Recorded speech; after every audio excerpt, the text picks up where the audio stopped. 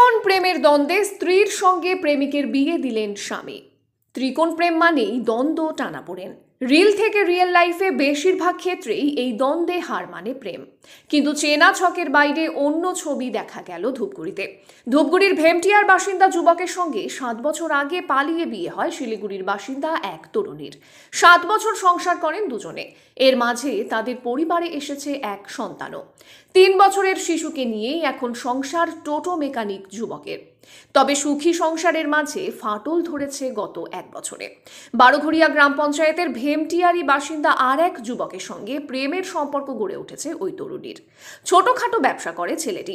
এতদিন পর্যন্ত এই সম্পর্ক সকলের কাছে অজানাই ছিল, কিন্তু রাতের অন্ধকারে একদিন ওই যুবককে বাড়ির কাছে আসতে দেখে বধূর পরিবার। এরপরই সন্দেহের বশে জিজ্ঞাসাবাদ করে তারা জানতে পারে দুজনের সম্পর্কের কথা। প্রথমে স্ত্রীকে সংসারেই থাকার কথা বলে